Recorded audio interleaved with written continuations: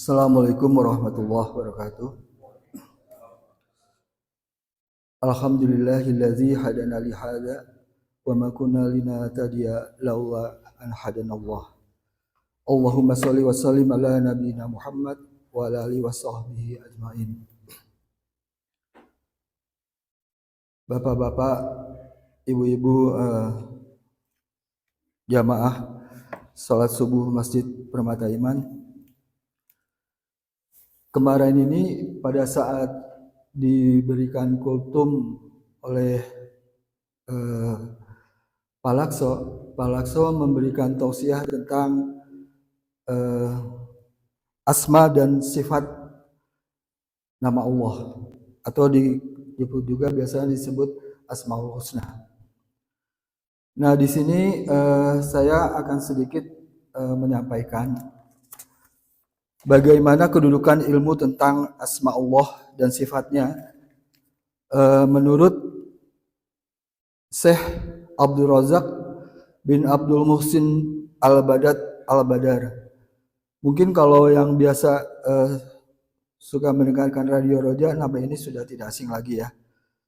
Beliau menyampaikan di dalam kitabnya Fikih Asmaul Husna bahwa kedudukan ilmu tentang asma Allah dan sifatnya sebagai berikut. Saya akan mengutip sedikit pendapat beliau bagaimana kedudukan ilmu tentang asma Allah dan sifatnya.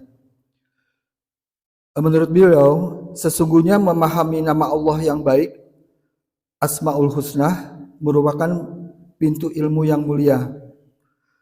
Bahkan ini termasuk Al-Fiqih Al-Akbar, fikih yang paling agung dan paling utama, serta pertama kali yang masuk dalam sabda Rasulullah Shallallahu Alaihi Wasallam dalam hadisnya, hadis muttafaq alaih, "Man yuridullahu bihi khairu yufaqihu fiddin," yang artinya barang siapa yang Allah kehendaki kebaikan atasnya, maka dia akan memberikan kefahaman kepadanya dalam masalah agama. Mempelajari ilmu ini merupakan usaha termulia yang dilakukan oleh setiap jiwa, dan sebaik-baiknya apa yang diraih oleh orang-orang yang memiliki kecerdasan akal dan petunjuk. Bahkan ini merupakan puncak yang diperebutkan oleh manusia dan akhir yang diperlombakan. Ilmu ini merupakan fondasi jalan menuju Allah dan jalan masuk yang lurus dalam meraih kecintaan dan keridhoannya, serta jalan yang lurus bagi setiap orang yang dicintai dan dipilihnya. Sebagaimana bangunan memiliki fondasi, maka fondasi agama ini adalah iman kepada Allah Ta'ala dan kepada nama-nama serta sifat-sifatnya.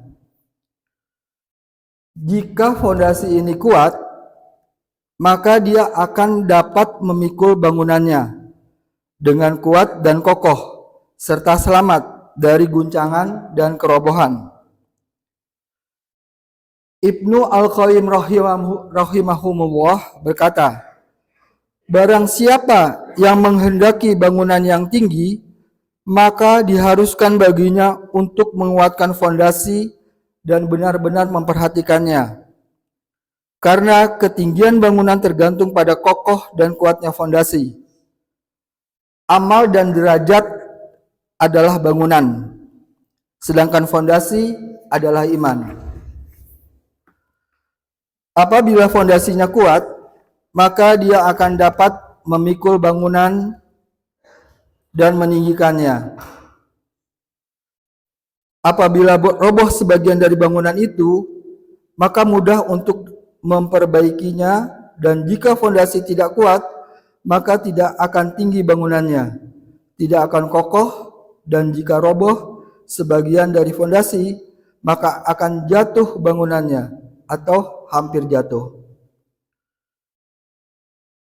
Orang bijak akan memiliki target, yaitu membenarkan fondasi dan menguatkannya. Sedangkan orang jahil adalah orang yang meninggikan bangunan tanpa fondasi. maka tidak berselang lama bangunannya pun akan roboh. Allah Ta'ala berfirman dalam surat At-Taubah ayat 109 yang artinya, maka apakah orang-orang yang mendirikan masjidnya atas dasar takwa kepada Allah dan keridhoannya itu yang baik, ataukah orang-orang yang mendiri bangunannya di tepi jurang yang runtuh lalu bangunnya itu jatuh bersama-sama dengan dia ke dalam neraka jahanam? Ini pertanyaan dari Allah. Fondasi bangunan amal seperti kekuatan bagi tubuh manusia. Jika kuat, maka dia dapat membawa badan dengan baik dan menolak segala penyakit. Jika lemah kekuatannya, maka lemah pula dia dalam membawa badannya serta cepat terserang penyakit. Jadikan bangunanmu di atas fondasi iman yang kuat. Jika ada bagian atas atau atapnya yang rusak, maka mudah untuk memperbaikinya daripada kerusakan fondasinya. Fondasi ini ada dua.